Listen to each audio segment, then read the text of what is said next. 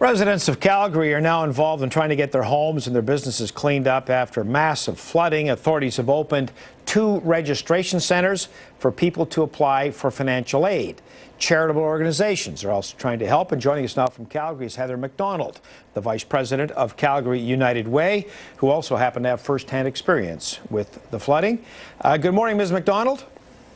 Good morning. Can we start with your personal experience? What happened to you?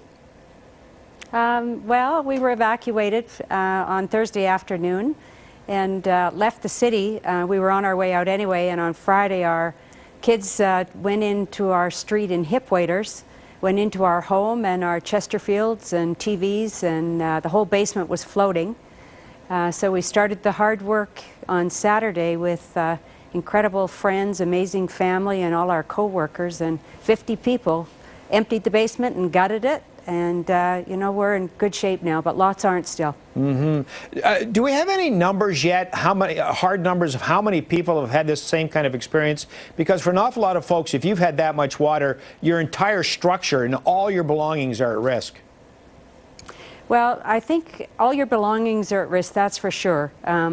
Because it isn't just water, it's silty, muddy, awful muck that all your possessions are in. And so the waste bins along the street have been emptied probably 5 times over and are full of just gunk.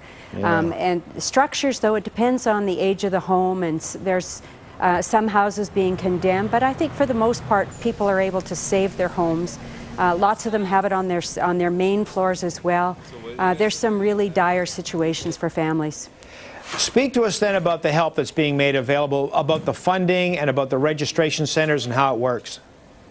Okay, well, my husband lined up at the registration center for the sign up with the Red Cross, and then you stand in line, and the province helps you there. The Red Cross is doing an amazing job of helping people with the property loss, the initial damages that are coming for families.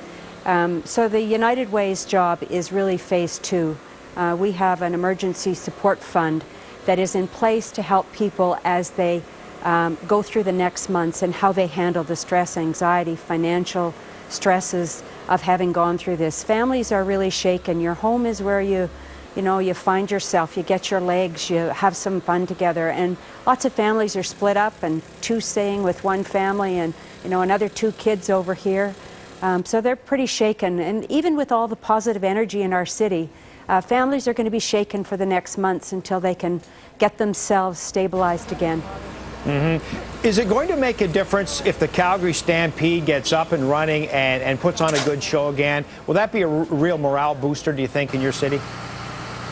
Without a question, the Calgary Stampede is what we'll all hang our hat on. That if we can do that, and there's no doubt that we'll have a Calgary Stampede and a Calgary Parade, and I actually hope all our city workers are right in it because they've been phenomenal. That will be good for our city, but then we need to back it up with good supports in behind it so that agencies that serve people who are the most vulnerable get what they need over the next months.